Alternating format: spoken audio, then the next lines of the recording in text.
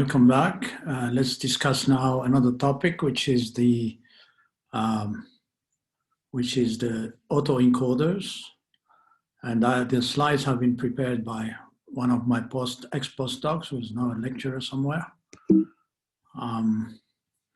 So the outline is of this lecture would be as follows. So we give an introduction, and we look at the architecture of the autoencoder, different layers. We look at how the autoencoder works, the loss function, and then we'll see how we use this loss function for the training of the autoencoder. We look at two different types of autoencoder, the overend representation and the under representation autoencoder. We'll look at some regularization techniques to regularize an autoencoder, namely the denoising autoencoder, the sparse autoencoder. We'll see how we put or stuck together a number of sparse autoencoder for feature learning. We'll look at applications. Actually, we just look at one application, and we'll have some question and answers. So an autoencoder is a neural network that is trained to encode and input X into some representation of f of X. So this is your input X, which is in this case an image, and it is encoded into some representation f of X, which is this compressed representation, so that the input can be reconstructed from that representation. So you can reconstruct the input, the original input, at the end of the autoencoder using this representation, okay? Using this representation. So ideally, the output would be the same as your input, a reconstruction of the input. There's no big difference between them. An autoencoder is trained to attempt to reconstruct its input. So you're reconstructing the input. It's not exactly the same. It's just a reconstruction, but you're trying to make it as close as possible to the input. The autoencoders are unsupervised networks, so you don't need labels for them. They perform in an unsupervised manner, meaning that you don't need to have a label for this one to get your output. Actually, you just reconstruct the output and by minimizing a certain loss function, okay?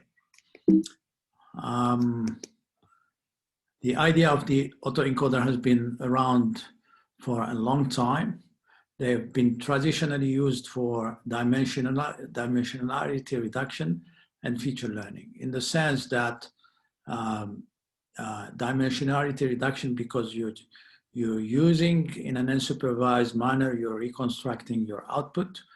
So you get this compressed representation, and this compressed representation is just a code for this input, for this image.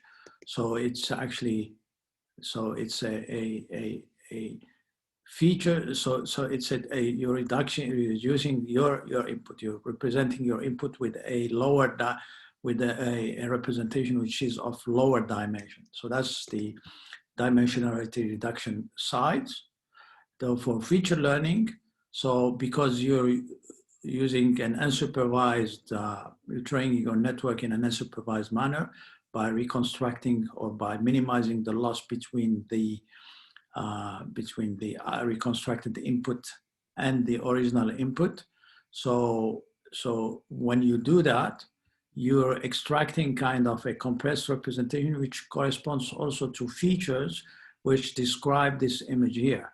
So in lots of research, I would say, so they have a data set, they reconstruct the sample, the training samples, and then they use these features that they have here for feature learning. So they learn the features from that data set.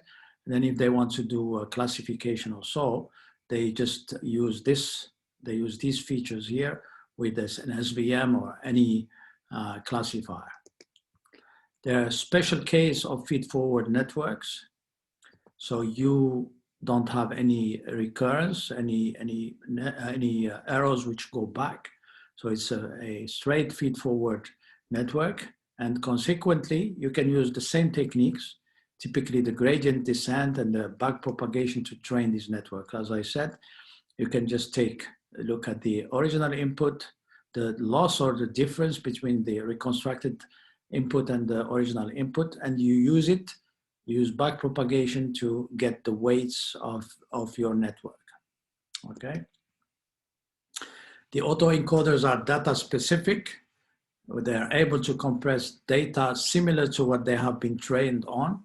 For example, in this case, if you train them on digits, you try to use them for faces, you won't be able to do that. The same thing, if they've been trained on faces, you would have to test them or use them with faces. So they're data specific. They're also lossy.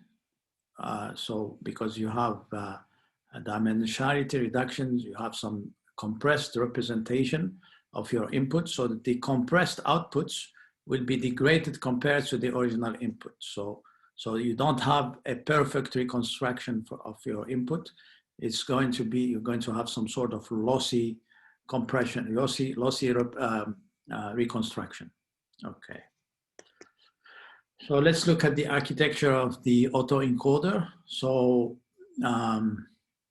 you have two mappings in this case.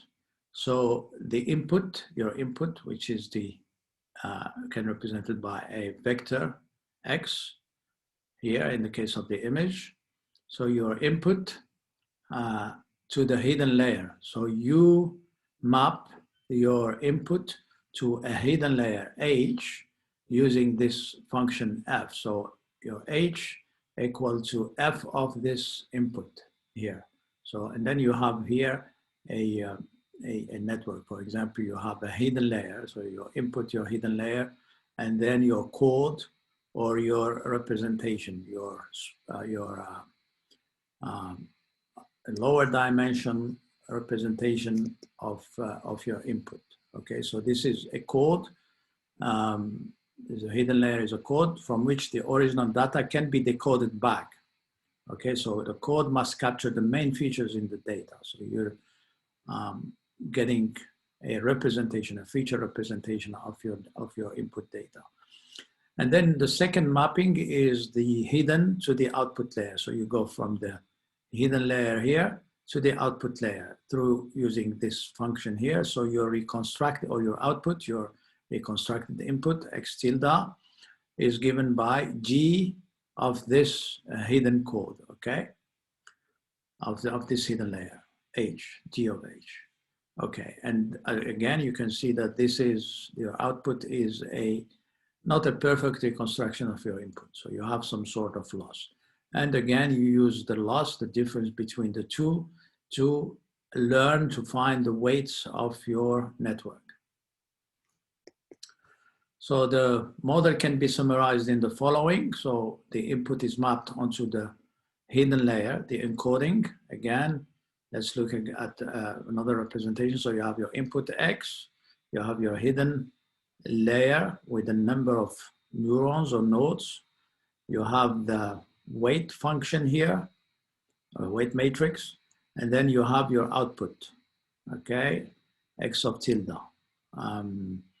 X of tilde. So your H, so this is your input again. This is the f of x, which is a function of x parameterized by w, which is, so your H is f of this x here, and then your encoded data. So H equal f of x, but it is equal to wx, so your w, your weight matrix times x plus a certain bias. And then you also have an activation, a nonlinear function. The hidden layer is mapped onto the output, which is the decoding part, using G of f of x. So G of H, which is also H is equal to f of x.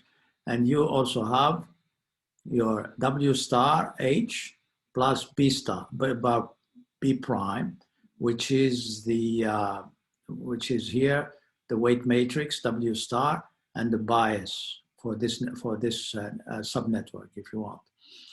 And then you have also an activation function here. Can it be a sigmoid or? Now you notice here that the W star equals to W transpose T. So in order to reduce the size of the model, one can train, one can use the tide weights, meaning that W star equal W transpose. So instead of having to learn W and W star, you tie them, you use a tide weights. So W star equal to Y transpose. Once you learn this, you just set this to W transpose, or when you learn it, you set it to, so that the W's here, or the weight matrix here, is equal to the transpose of this weight matrix here. So you reduce the dimensionality of your network. You have less parameters to learn. To compute the accuracy of the reconstruction, the output of the autoencoder is matched against the original input using a specific criteria. So you can use the mean squared error or the cross entropy loss. So again, you take the difference between the two, you take a loss function, which is either the mean squared error between your reconstructed input and your original input. And so this is how you match, you compute the accuracy of the reconstruction. So using backpropagation, changes are made to the parameters or the weights of the model to make the reconstruction similar to the original input. So you do it again so that you adjust these weights so that you minimize the loss or the difference between the reconstructed input and the original input. Same thing here. This is just another way of representing the autoencoder. So for more about on the cross entropy for classification. So the cross entropy is defined by this between two PDFs, probability distribution functions. In general, for the formula for the binary cross entropy is given by this formula here. You can go to this blog. This guy explains and gives examples on how to use the cross entropy for different classification problems, and then explains it step by step. I think it's pretty good. In any case, in our case, for example, if we assume that our autoencoder uses binary inputs and binary outputs, so if we use the definition of the cross entropy as shown before, so we're trying to minimize, or this is our loss, so it's defined, we need to minimize this loss here, which is given by this formula here, okay? Where you have your X input, your X vector input, and these are the elements of that vector input. So you sum you sum these terms, the inside, over all the elements of your input vector. So if you're given for example, a xk equal to 1, so what would happen is this, so your input xk is 1, so this 1 minus 1 would be 0, and this term would cancel, and then you are going to have 1 here. And so what you would need to minimize is this minus, you can put the minus inside, log of x tilde k, which is the reconstruction of x of k, which is equal to 1. So you try to minimize a minus log of x tilde k, which is the same thing as maximizing log of xk. And in this case, basically what you're trying to push your, this term here, your x tilde k, to 1, okay? Pushing it to 1, okay? And then, and the same thing, you can do it for when x equal to 0. So this term cancels, and then you see that you're pushing your xk to 0 as well. Okay. So for real valued input, so this is the loss function for, so it's the, so you take the square root, so is the sum of the xk tilde k minus xk square. So the training, you perform the training when you want to do a training. So again, we have our encoder, this part here. We have our decoder, which is this part here. And this can be just like a multi-layer perceptron, a fully connected layer, a fully connected network. And the same thing for here. This is just a mirror of that. And so the way you train it, if it's a shallow autoencoder, it doesn't have a loss of layers. So you can easily do it with backpropagation, using backpropagation. So it works fine. Now, if your autoencoder is deep, for example, in this case, you have an image. This is based on the paper by Hinton and Salakudinov, published in Science, 2006. So if you have your input and you want to reconstruct it using a deep autoencoder, where you want to go, so you have a fully connected network here with 2,000 nodes, and then 1,000 nodes, 500 nodes, 30 nodes, and then you have the decoder part, which is, as we said, the same. So it's a mirror, 500, 1,000, 2,000, and you want to train such a network. You will see that because this is a relatively deep network, so you could say that, okay, you can say that this is a deep network. And the training for this is complicated. It's not as easy as for the case of the shallow network. So you cannot just use backpropagation. So what Hinton and Saladzukinov proposed is to follow this rule here. So they use a restricted Boltzmann machine to train to get the weights for the first layer, and then they take the result, and then they train they use an RBM to get the weights of the second layer, and then the same thing for the third layer, for the fourth layer. So they get these things here, and then so that's the pre-training phase, and then they enroll them. So they put them together, and then once they're put together, they use just a backpropagation algorithm to refine. That's why there's a plus epsilon here. So this is one way of training a deep autoencoder. The other way, which has been shown also possible, is to use a good optimization approach. So now we've seen the architecture, we've seen the loss function, we've seen how we train an autoencoder, shallow and deep autoencoder. Now we'll consider two types of autoencoder. The first one is where, so you have your input, your output, and the hidden layer. And the first type of autoencoder is when the hidden layer has a lower dimension than the input. And in this case, we call it undercomplete. If it's the opposite, we call it overcomplete, okay? So if the hidden layer can have either lower or higher dimensionality in here, if the hidden layer dimension is less than the input dimension, it is called undercomplete, as we mentioned. And in this case, the decoder reconstructs the original input from a lower dimensional representation of it. So the decoder, this part here, does the reconstruction of the input from a lower dimension.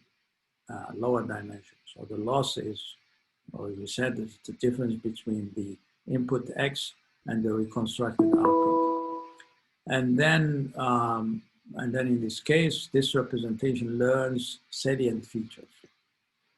The other case where the dimensionality of the hidden layer is higher than the dimensionality of the input. And in this case, we talk about overcomplete representation. And in this case, the decoder reconstruction is built from, as you can see, a higher dimensionality representation of the input. So you don't have a compression just like in this case here. So you're not compressing the information of the input. No compression in the hidden layer. And then there's no guarantee that the hidden units will extract meaningful information, because maybe what can happen is if you have, for example, an input with 500 dimension 500, and then you have 700 nodes here. So you may happen that these inputs, these values here are just copied in 500, and then the 200 to other 100 nodes are just ignored. And so that's not good. So to avoid these things, to be able to train an autoencoder regardless whether you have overcomplete or undercomplete. So ideally, one would like to train any autoencoder successfully by choosing the hidden layer dimension. You don't, you may decide to have a bottleneck like this, or you want to have an overcomplete autoencoder like this. You want to be able to train your autoencoder. And for that, you would need to be able to do it successfully. You would need to regularize your autoencoder. So regularized autoencoders provide this ability. So rather than limiting the model capacity by keeping the encoder and decoder shallow, instead of having a shallow, just one hidden layer, for example, and the hidden layer size small, you just regularize autoencoder, use a loss function that encourages the model to have other properties beside the ability to copy its input to its output. So instead of just copying your input to your output, you can use a regularized autoencoder to deal with deeper autoencoders. And then also, it doesn't matter whether they're undercomplete or overcomplete. So what are these properties? How are you going to achieve regularization? So these auto properties include sparsity of the representation and robustness to noise or to missing inputs. So a regularized autoencoder can be nonlinear or overcomplete, but still learn something useful about the data distribution. In short, so the one way of regularizing our autoencoder is to use sparse autoencoders or denoising autoencoders. So robustness to noise or to missing inputs. Now let's look at the first type, the denoising autoencoder, and then we look at the sparse autoencoder. So we've seen the concept of regularization before. So when we needed to minimize a loss function, we usually added a term, a regularization parameter, plus a term which has where the regularization parameter is multiplied by another factor and then that would be called the regularized term. So regularization usually consists of adding a term to the loss function multiplied by regularization parameter, just as is in the case of sparse autoencoders. We see that this is the case of sparse autoencoder. But the denoising autoencoder does not do that. So denoising autoencoder takes a different approach towards ensuring that our model captures useful representation. So instead of adding a constraint to the loss, instead of adding that term, the regularization term, we can actually modify the reconstruction error term in our loss function. So we work on the loss function itself in the case of the denoising autoencoder. So in other words, we will simply tell our network to reconstruct its input by using a noisy version of that very input. What does it mean? So if we have our, let's say we have our denoising autoencoder, forget about this part here, where we just want to train, say, an autoencoder so that when we give it an input, a noisy input, see these missing pixels, the black pixels here, missing information. So we want to feed it this input here, and then it will reconstruct the clean input, okay, without any missing points or so. So in this case, if we wanted to do the or use an autoencoder, just like what we've seen before, is we train it to we feed at the input a noisy input, and then we get a reconstruction of that noisy input. Now, for the case of the denoising autoencoder, we change this loss function, or the way we perform this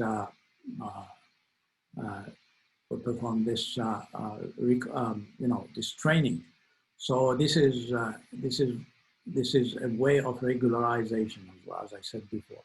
So what do you do here is you have, for example, your clean MNIST data set, which is digits, handwritten digits, and so on. And you want to build a model that would, where you feed it with noisy data, it gives you a clean data, okay? That's why it's called denoising. So what you do, you take your clean input and you reconstruct your clean input in this case. But then what do? You take that input, X. Given this X here, you generate X till X hat, okay? So you add some noise process to your input. So you have, as it shows here, some missing pixels. And then, so data receives a corrupted data as input and is trained to predict the original and corrupted data at output. So noise is added to the input. The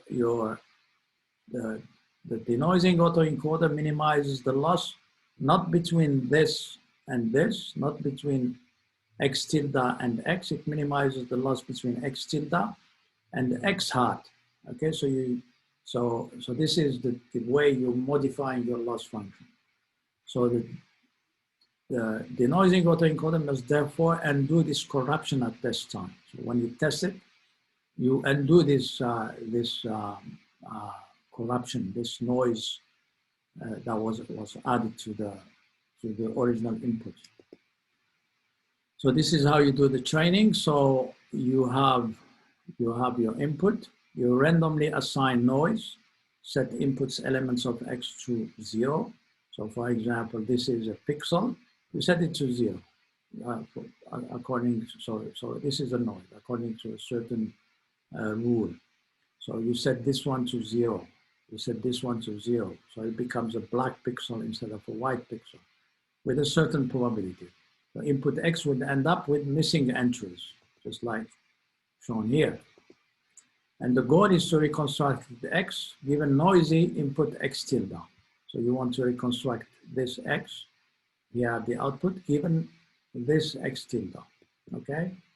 So this is just like if you have, for example, the manifold on where your X, your clean input lies, which is shown by these crosses, these blue crosses, and then you add noise to this X tilde here, to this X to get your X tilde. So this is your X tilde. So this is your clean images. And when you add noise to it, you're moving away from this manifold here. And when you train your network, it is just a way of bringing these noisy inputs, if you want, bring them back to the manifold on where your X is lies, and that's how you basically reconstruct. So you reconstruct this one. So if you're given at the input something like this, you will record it or reconstruct it as something like this, and then you denoise it. You remove the noise at the input. So that's one way of regularizing our autoencoder. Another way of regularizing our autoencoder is to use a sparse autoencoder. So a sparse autoencoder is simply an autoencoder whose training criteria involves a sparsity penalty, this here, on the code layer H, in addition to the reconstruction error. So instead of minimizing just the reconstruction error, you add a regularization term, okay? That's the regularization term. And this regularization is a penalty on the code layer H, okay? Now we've seen before when we looked at the convolutional neural network about sparsity, about dropouts. So if you want to see or understand deeply how why regularized autoencoder learns sparse representations, you can go to this paper here. And as it says here, actually, let's look here, sparse distributed representations constitute a representation constitutes a fundamental reason behind the success of deep learning. So sparsity is very important in deep networks, and that's why you know it has had lots of success. For example, dropouts and so on, and then it's also used for autoencoders. So sparse autoencoders are typically used to learn features for tasks such as classification. So you have a number of objects in the image, and then you want to, for example, recognize them or localize, detect them, label them, localize them in the image if you, classify them and so on. So an autoencoder that has been regularized to be sparse must respond to unique statistical features of the data set it has been trained on, rather than simply acting as an identity function. So you don't have just a copy of your input in the hidden layer, but you extract actually meaningful features, meaningful representation of your input, so that you can use these features for classification. So training to perform the copying task with a sparsity penalty can yield a model capable of learning useful feature. Even if you have an overcomplete network, you can, with using sparsity here, you can still extract meaningful features. Now we've seen how to regularize an autoencoder using using denoising and also using sparsity. Now we look at stacked autoencoder. So a stacked autoencoder is a stack, is just a number of autoencoders in series, if you want, put in a stack. So a stacked autoencoder is a neural network which consists of several layers of sparse autoencoders. So we've seen sparse autoencoders. When we put them together, we get a stacked autoencoder. So where the output of each hidden layer is connected to the input of the successive hidden layer. We'll see that with a figure. The hidden layers are trained by an unsupervised algorithm and then fine-tuned by a supervised method like backpropagation. So, for example, we have a data set with an input. We want to extract features from this data, and we want to classify our inputs into a number of classes. So what we do is we take the inputs here. Well, let's first read what's written here. Autoencoders with multiple hidden layers can be useful to solve classification problems with complex data, example images, as I explained now. However, training autoencoders with multiple hidden layers can be difficult in practice. You can use RBM or pre-training before, as Hinton did and Salad Kudinov did in their science paper, but so it can still be complicated. So another way of doing it is to use stacked autoencoder. So one way to effectively train network with multiple layers is by training one layer at a time. For example, let's consider a network with 2 layers. So we have 2 layers. So the first, the way we train that network is we take our image, 784 of dimension example, and we use an autoencoder to reconstruct our input here. And then we take this hidden layer of dimension 100, which is a compressed version of our input. We use it, okay? And then we use it to train a second autoencoder. So we train a second encoder, which takes those features and then reconstruct at the output the same ones. And then we're going to reduce it to a lower dimension. Instead of going from 100, we're going to a hidden layer of 50, dimension 50. So again, after training the first autoencoder, you train the second autoencoder in a similar way. And the main difference is that you use the features that were generated from the first autoencoder as training data in the second autoencoder, as I explained before. Also, you decrease the size of the hidden representation to 50. Okay, you want to have a compressed representation of your input, so that the encoder in the second autoencoder learns an even smaller representation of the input data. So the previous one learned, so we had our input images, for example, or whatever input, and then we went to a dimension of 100. So we want to extract a lower representation of these 100 in a hidden layer or in a representation with just 50 dimensions.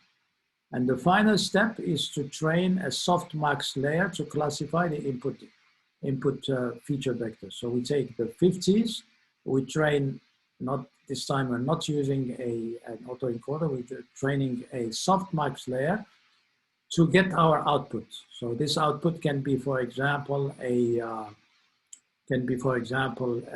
classes of dimension 10 classes, cat, dog, and so on.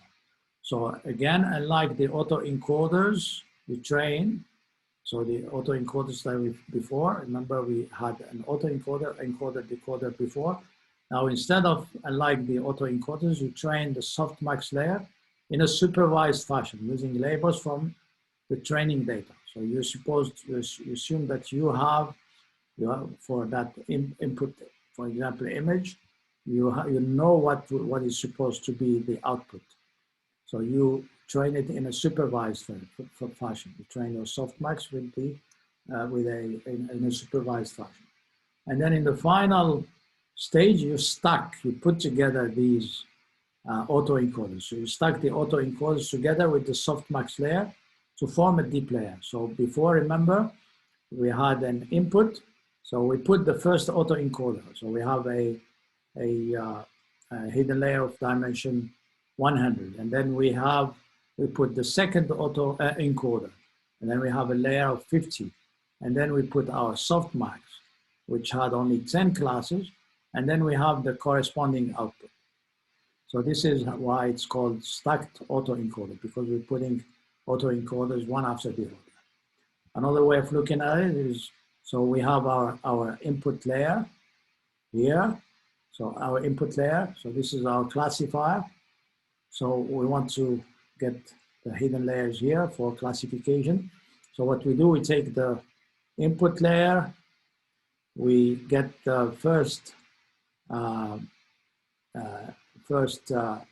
hidden layer. So we train an first autoencoder, we train the first hidden layer, and then we use this hidden layer to train, and so on. We get our autoencoders, and then we stack them here, and then we fine tune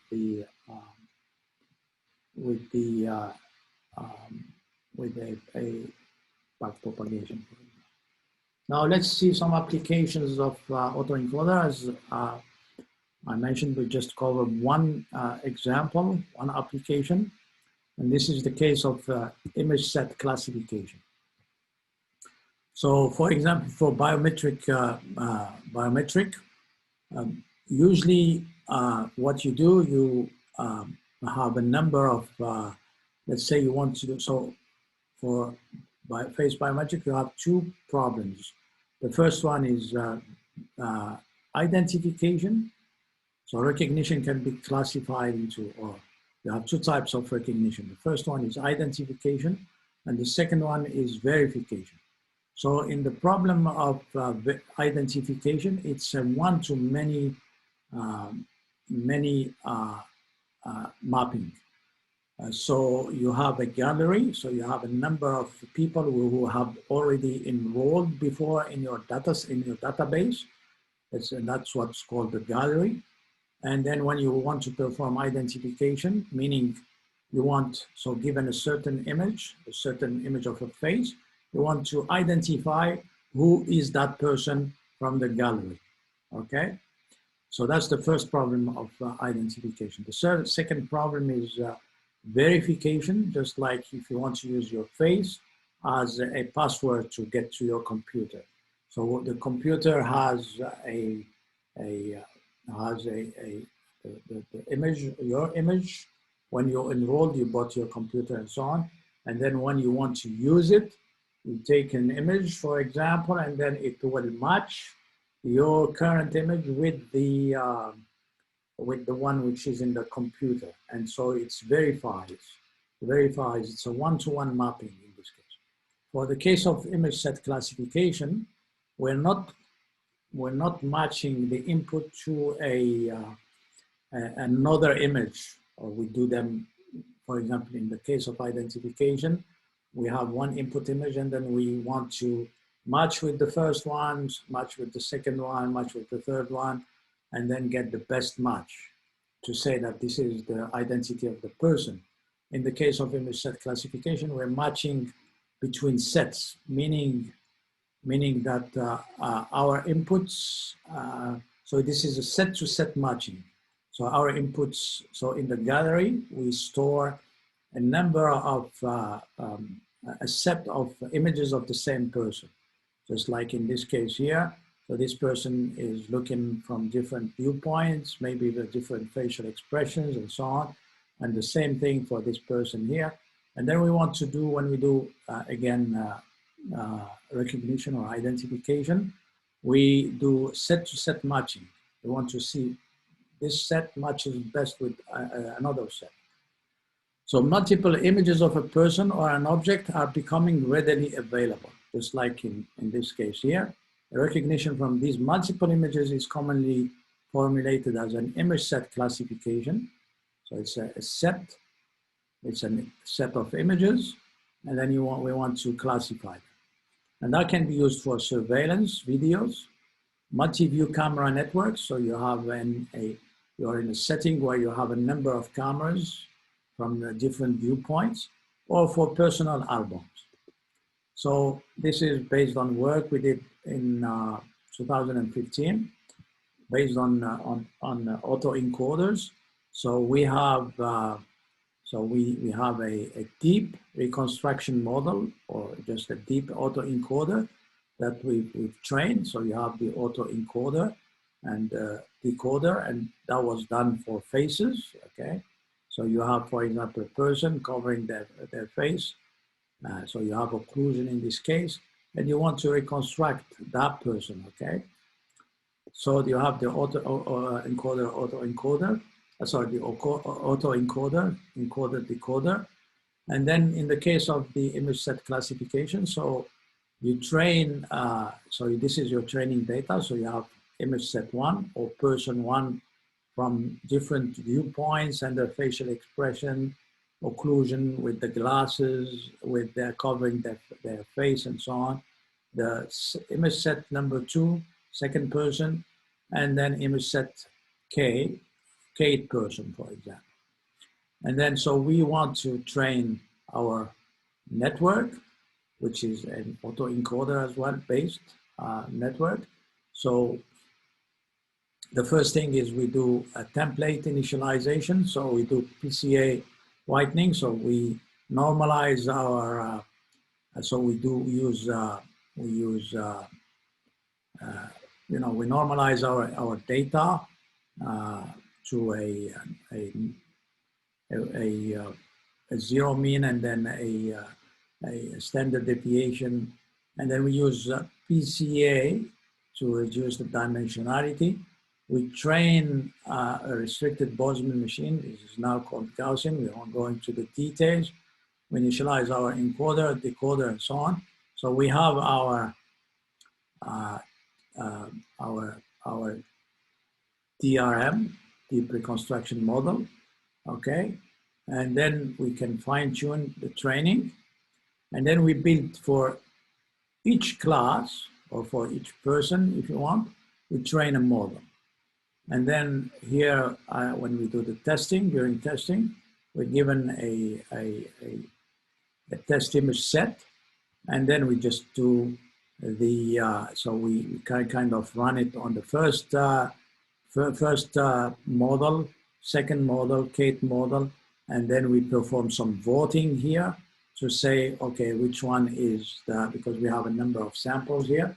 We do voting to say which person is most likely, does most likely correspond to, so basically match this set here to one of these case sets. I think that's it for autoencoders. So there's some references here.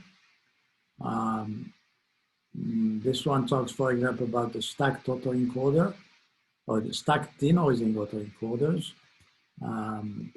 You have the Hinton reference to the Hinton paper in Science in 2006, I think. Yep. And then our paper in PAMI and so on. Thank you very much.